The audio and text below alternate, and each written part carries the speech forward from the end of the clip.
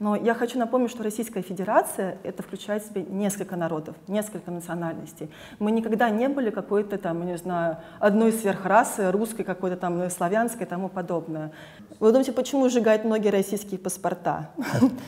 Они думают, что можно так, возможно, снять свою ответственность, да, там, я не русский, что вот я не хочу, да, там, я не хочу ничего общего иметь, я не русский.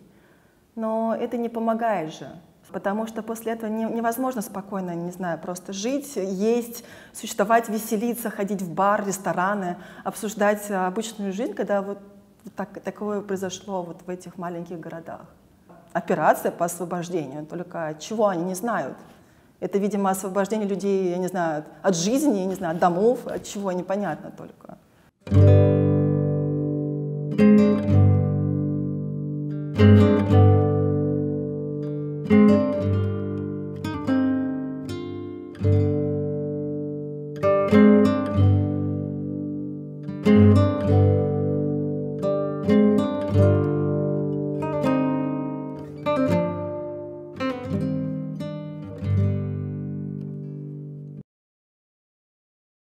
Меня зовут Нина Алекса, мне 36 лет, я из Москвы. В России я занималась движением «Открытая Россия» и параллельно работала журналистом для независимого СМИ «Русньюз». После митингов Алексея Навального ко мне стали приходить сотрудники полиции, вменять мне административные статьи участия в несанкционированных митингах. Хотя у меня была пресс-карта, была манишка пресса, но это не работало. Вот, и я поняла, что, в принципе, наверное, перед выборами все зачистят. И нужно вот перед сентябрем 2021 года уехать, залечь на дно, чтобы просто своим присутствием никого не раздражать. А потом я вернулась в сентябре, снова провела 2 эфира на Пушкинской площади, снова задержали вместе с пикетчиками, и мне было сказано, что, ну, как бы нежелательное. Я приняла решение, что, наверное, нужно уехать и переждать. Но, конечно, я не ставила цель, что уехать навсегда. Я питала иллюзии, и до сих пор, наверное, питаю иллюзии вернуться в Россию. Вот. И, конечно, события февраля 2022 года перечеркнуло все. Я хочу сказать, что Российская Федерация, да, включает несколько национальностей, несколько народов. Мы всегда, в принципе, жили вместе. Но замашки Владимира Путина, они сводятся к тому, что нужно пойти на Чечню, устроить там войну, да, пойти там в Грузию устроить войну, пойти в Украину. То есть ему все время нужно доказывать свое превосходство. И, в принципе, это вот такая политика агрессора, она существовала достаточно давно, еще 90-е годы. И с тех пор ничего не изменилось. Но я хочу напомнить, что Российская Федерация — это включает в себя несколько народов, несколько национальностей. Мы никогда не были какой-то там, не знаю, одной сверхрасы, русской, какой-то там славянской и тому подобное. И этот способ поглотить все и сделать каким-то идентичным и единообразным, да, но существует везде, абсолютно везде. Сделать серую массу, которая, в общем-то, вот по одному приказу подчиняется все одному, то есть не имеет ни мнения, ничего, и все под одно сделано. Дело в том, что до тех пор, пока мы все имеем российские паспорта, вот эти красные, да, это говорит о том, что мы несем какую-то ответственность за это. И не признавать это неправильно абсолютно, да, в общем-то. И я считаю, что любой российский гражданин должен чувствовать какую-то ответственность. Нет, не вину, но он чувствует ответственность. Потому что это, в принципе, наша, мне кажется, общая вина в том, что мы это допустили. И это, возможно, просто мы не выходили, не говорили, не голосовали, да, там, я не знаю. То, что пришло к власти, это, в принципе, наша ответственность, наша вина, так или иначе. И то, что Владимир Путин так долго у власти, его военная эта хунта кремлевская, тоже это часть нашей ответственности. И вот с этим, конечно, нужно как-то, не знаю, смириться, жить, в общем-то, развивать это в себе. В любом случае показывать вот в Европе, да, там, разговаривать, в Грузии здесь, объяснять, что да, действительно, мы чувствуем свою вину, но мы немножко другие, да, то есть, ну, Мы не пропутинские, да, люди, но все равно чувство вины, оно есть в нас. И будет очень долго. Я даже вот сужу по своим знакомым немцам, да, которые в Германии, спустя столько, я не знаю, лет, они до сих пор, многие из них чувствуют вину за фашизм, за Гитлера. И мы в том числе тоже, русские, будем очень долго ощущать этот, который вот фашизм русский и Путина, и отмываться мы будем очень долго, это 100%. Вы думаете, почему сжигают многие российские паспорта? Они думают, что можно так, возможно, снять свою ответственность, да, там, я не русский, что вот я не хочу, да, там, я не хочу ничего общего иметь, я не русский. Но это не помогает же. Все равно так или иначе ты ассоциируешь себя с Россией. И здесь, в Грузии, были случаи, да, когда там агрессия, да, ну, со стороны там, да, вот, грузин, России. И я это понимаю, я это принимаю, потому что, в принципе, грузины эмоциональный народ, эмоциональная, в общем-то, вот, ну, нация, да. А здесь у нас в таком количестве русских, да, собралось. И, конечно, вот большое спасибо Грузии, что они, тем не менее, да, впускают русских, да, там, позволяют жить нам безвизово здесь год. На самом деле это вот, ну, не все такие условия есть сейчас. И я понимаю и принимаю это, да, то есть, но я при этом не стыжусь, я не хочу стыдиться, не говорить, что там я русская. Когда меня спрашивают, откуда ты, я говорю, я русская.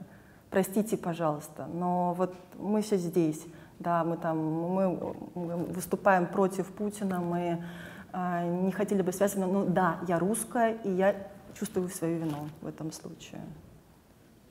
В принципе, обычно я на ночь включаю телефон свой, потому что у меня очень много сообщений, в том числе ночью. Я общаюсь со многими активистами, которые находятся там, в частности, на Дальнем Востоке, да, до Калининграда. С утра я просто открываю свой Telegram, а там WhatsApp, сигнал, очень много сообщений, друзья, близкие, родственники, проснись, война, и я не понимала, то есть вот такое еще состояние, вот когда не признаешь это явление, но оно есть, и тебе надо как-то принять это, ты не можешь, мне даже сутки я не могла в себя прийти и принять эту мысль. Мне казалось, что это какой-то фейк какой-то, не знаю, всемирный, глобальный, и это не может быть правдой. И, конечно, сутки-двое я просто читала, я не могла выйти вот из этого пространства, я читала, смотрела видео, я рыдала. Не знаю, у меня было очень много эмоций, не знаю, я вот первые 2 ночи засыпала с успокоительными, честно говоря. Вот. И когда событие в Буче случилось, тоже я не могла спать несколько ночей.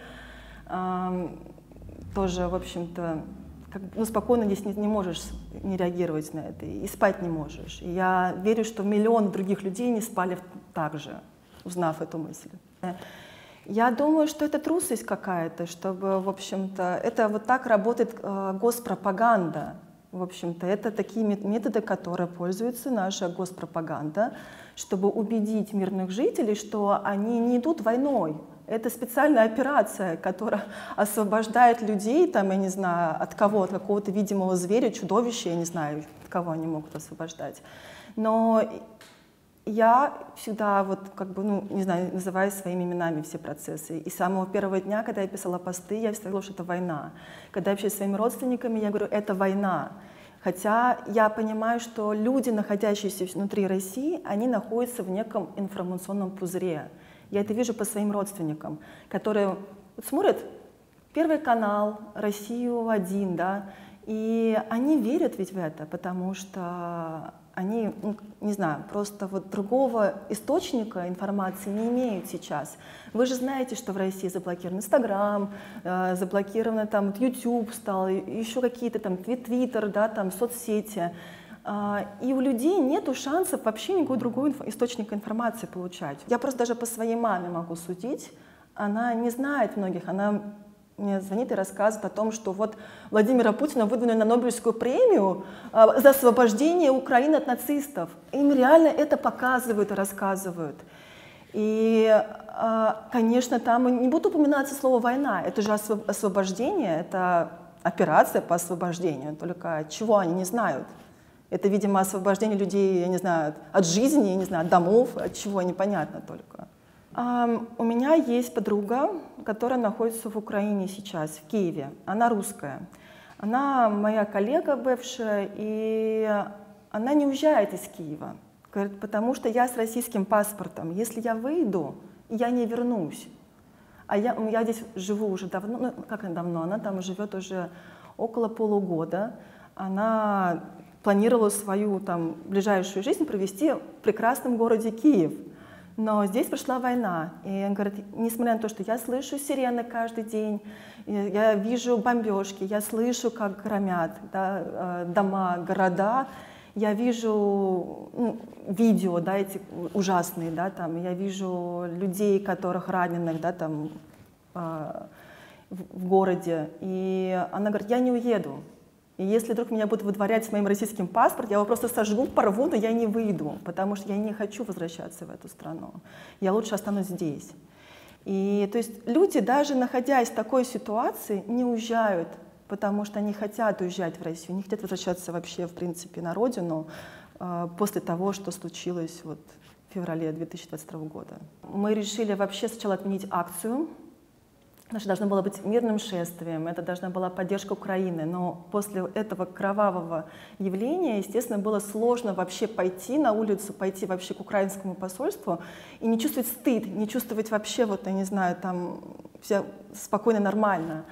И мы все-таки решили оставить акцию, поскольку мы за неделю уже анонсировали ее, но мы ее переделали в акцию памяти, то есть мы сделали мемориал, принесли много свечей, цветов, распечатали фотографии Бучи.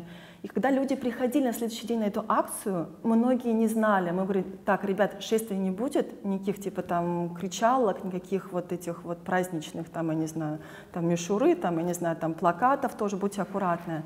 И никуда не ходить. Только свечи, только цветы, только минута молчания.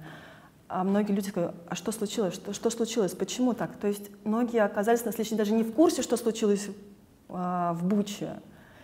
И, конечно, там, когда мы рассказывали это людям, в общем-то, там, погуглите, посмотрите, я не знаю, там, почитайте. Тогда еще в Яндексе можно было вбить Бучу и найти эти кадры. Сейчас вы эти кадры не найдете, потому что Яндекс жесткий фильтр.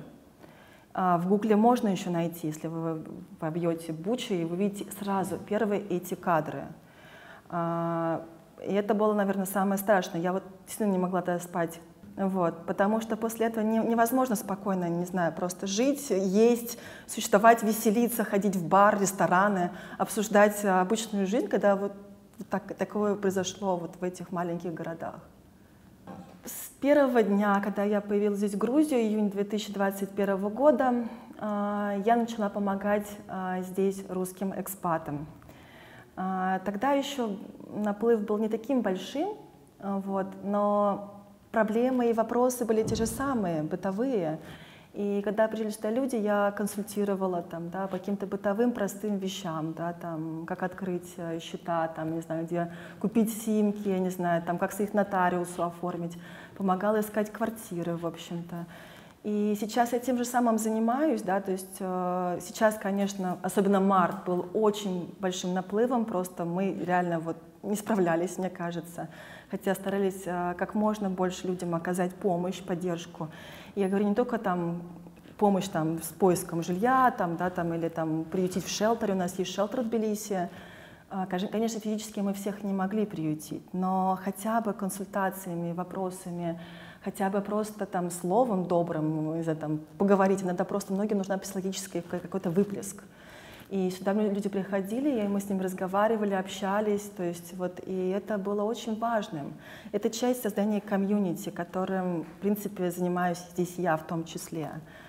С белорусами я тоже работаю здесь, сотрудничаю. Мы начали еще сотрудничать вместе с ними в 2021 году. Мы вместе устраивали вместе мероприятия. У нас в декабре был показ фильма «Courage». Вот вы видите афишу, у нас здесь висит. Это белорусский фильм, режиссер белорус, про белорусские протесты, которые прошли, в общем-то, вот 2020 года и 2021 году.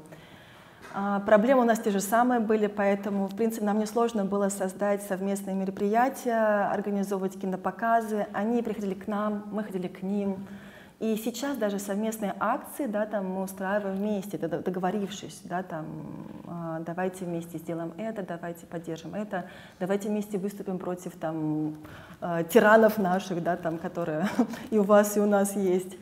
И они всегда открыты, они всегда идут, в общем-то, на диалог, всегда вместе, в общем-то. И здесь мы фильм даже смотрели Навальный, Алексей Навальный, были белорусы, и они очень много спрашивали, интересовались нашими протестами. Мы делились, в принципе, опытом протестов в Беларуси и в России, что не получилось у нас, и почему так получилось. И, в принципе, мы поняли, что у нас проблемы-то одни, одни и те же. Но я верю, что так или иначе все-таки, поборов Путина, они поборят, наверное, Лукашенко. Без Путина не было бы Лукашенко точно власти. Здесь смешно говорить о том, что Россия могла бы противопоставить им санкциям. И как бы это ни звучало, я не знаю, может быть, неправильным, я считаю, что до этого все были травоядные санкции в отношении России, их было недостаточно. То есть сейчас я считаю, что то, что происходит, то должно было изначально быть. Эти санкции должны были появиться гораздо раньше, потому что именно сейчас мы видим их действия, их последствия. И не могу сказать, что я прям радуюсь безумно то, что я вижу эти последствия, но я считаю, что это то самое наказание, которое должны были понести мы еще очень давно. И я вижу, как многие люди живут сейчас, да, лишившись этих благ, и, может, и это заставит как-то, не знаю, наш менталитет поменяться людей, осознать, что не так, почему так произошло. Экономика, конечно, России в ближайшее время, мне кажется, очень сильно пострадает, возможно, будет скоро дефолт. Это, конечно, скажется на кошельке опять же, простых граждан. И это, конечно, очень сильно удручает, но то, что это коснется кошельки Путина, я уже безумно рада. Границы, как видите, не закрылись. Хотя ограничения, конечно, есть, они существуют. Есть гигантская проблема с получением сейчас шенгенских виз. Ну, я не говорю уже про национальные и гуманитарные, но шенгенские визы в России очень сложно получить. И многие русские, которые приехали сюда, надеялись получить эти визы здесь. Но здесь тоже оказалось не так все просто. Понятно, что сейчас беженцев в Европе украинских очень много, и, в принципе, давать нам визы, да, сейчас вот прям русским всем, чтобы мы выехали, было бы неправильно. Но они дают, несмотря на все, поляки, литовцы дают визы, они понимают. Латвия дает тоже визы, да, Чехия дает визы, потому что, в принципе, они понимают, что большинство журналистов, правозащитников, да, там, политиков, да, там, они все просто замкнуты внутри страны. И, в принципе, да, война же ведется не только с Украиной, война ведется против своих же граждан. Вы посмотрите, уже более 30 уголовных дел по фейкам, дискредитация российской армии. Но это же говорит о том, что они реально воюют не только с украинцами, они воюют просто со своими гражданами, выживая, сажая их, там, пытая их, я не знаю.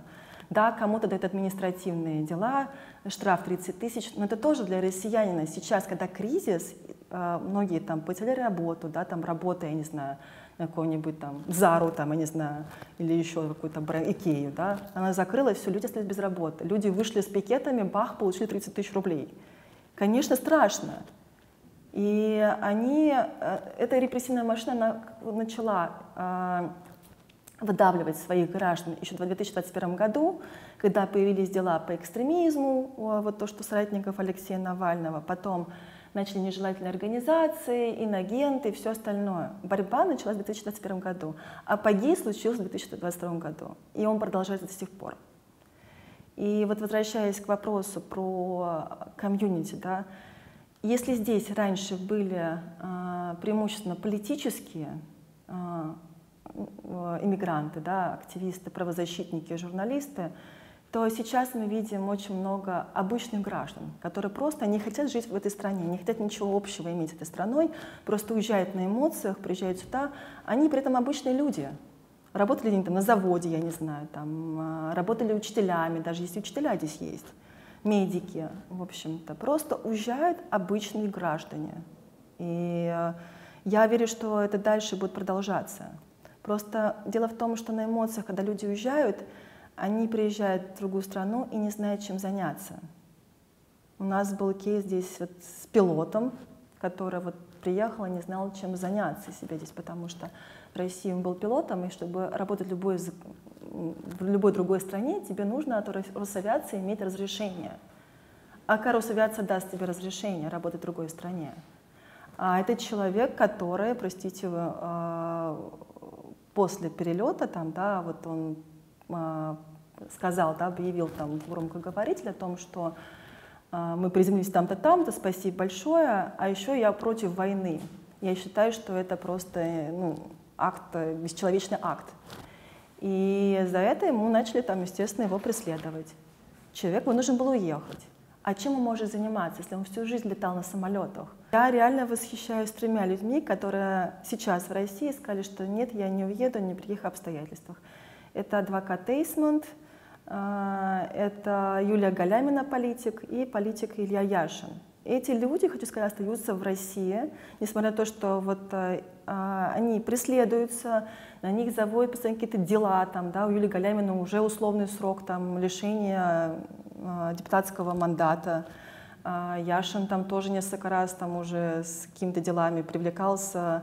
И сейчас вроде снова ему собираются там, делать дело там, уголовное по этому фейкам и дискредитация российской армии. И все равно человек остается в России. Для меня это реально, не знаю, я восхищаюсь такими людьми, которые, несмотря на все уголовные дела, на то, что к ним приходят, там, обыскивают, я не знаю, там, каждый раз, остаются в России. Это герои люди, да. Но я повторюсь, я не осуждаю людей, которые уехали, потому что я сама уехала, это неправильно было бы их осуждать. Если они могут продолжать свою деятельность за рубежом, почему нет? И многие этими занимаются.